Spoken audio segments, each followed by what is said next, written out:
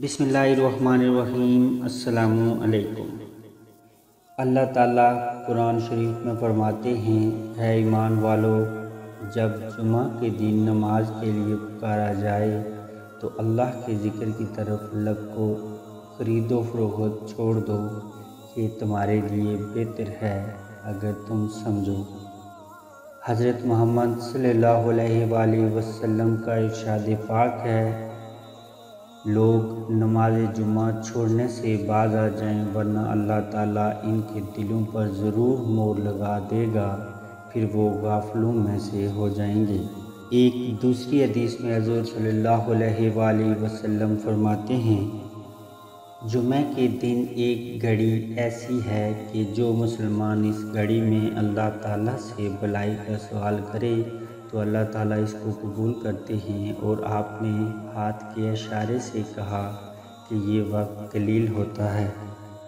ابو موسیٰ اشعری رضی اللہ تعالیٰ عنہ سے روایت ہے کہ حضور صلی اللہ علیہ وآلہ وسلم نے فرمایا، جمعہ کی قبولیت کی گھڑی امام کے منبر پر بیٹھنے سے لے کر نماز تک ہوتی ہے۔ حضرت جابر ابن ابی عبداللہ رضی اللہ تعالیٰ عنہ سے روایت ہے کہ حضور صلی اللہ علیہ وآلہ وسلم کا ارشاد گرامی ہے کہ اس گھڑی کو عصر کے بعد تلاش کرو۔ حضرت انس بن مالک رضی اللہ تعالیٰ عنہ سے روایت ہے کہ رسول اکرم صلی اللہ علیہ وآلہ وسلم نے فرمایا، اس گھڑی کو جمعہ کے دن عصر سے غروب آفتاب تک تلاش کرو۔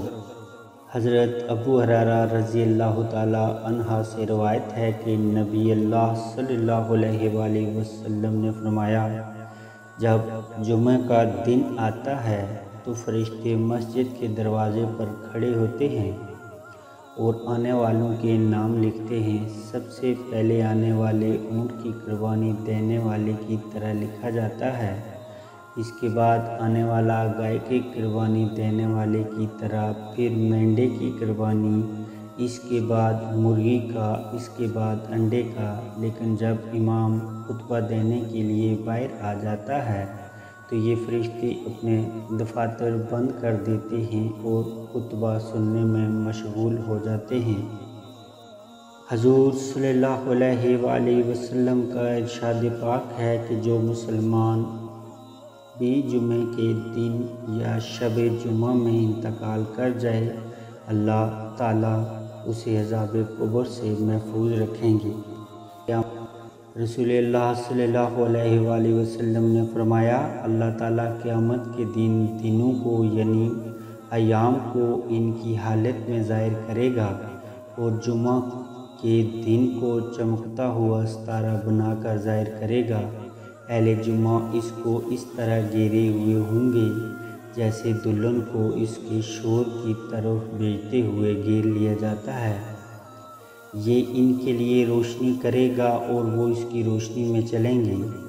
ان کے رنگ برف کی طرح سفید ہوں گے، ان کی خوشبو کستوری کی طرح پھوٹ رہی ہوگی۔ وہ کافور کے پہاڑوں میں مگن ہوں گے، جن و انس انہیں دیکھ رہے ہوں گے۔ وہ خوشی سے کسی کی طرف التفات نہیں کریں گے حتیٰ کہ وہ جنت میں داخل ہو جائیں گے۔ ان کے ساتھ صرف ثواب کی نیت سے اذان دینے والوں کے علاوہ کوئی شریک نہ ہوگا۔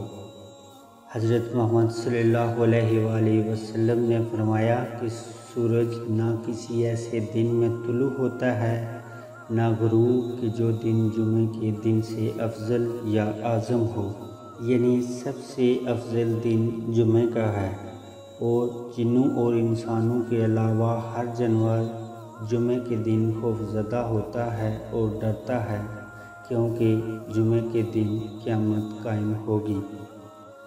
جمعۃ المبارک والا دن تاریخ کے آئینے میں جمعہ کو قیامت قائم ہوگی۔ حضرت نوح علیہ السلام کی کشتی زمین پر جمعہ کو رکی تھی۔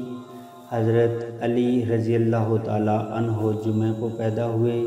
حضرت آدم علیہ السلام جمعہ کو پیدا ہوئے۔ حضرت عثمان رضی اللہ تعالیٰ عنہ جمعہ کو شہید کیے گئے۔ حضرت موسیٰ علیہ السلام نے فرعون سے جمعے کے دن نجات پائی۔ فرعون مہا اپنی قوم کے جمعے کے دن غرق ہوا۔ امام حسین رضی اللہ تعالیٰ عنہ نے جمعے کے دن شہادت پائی۔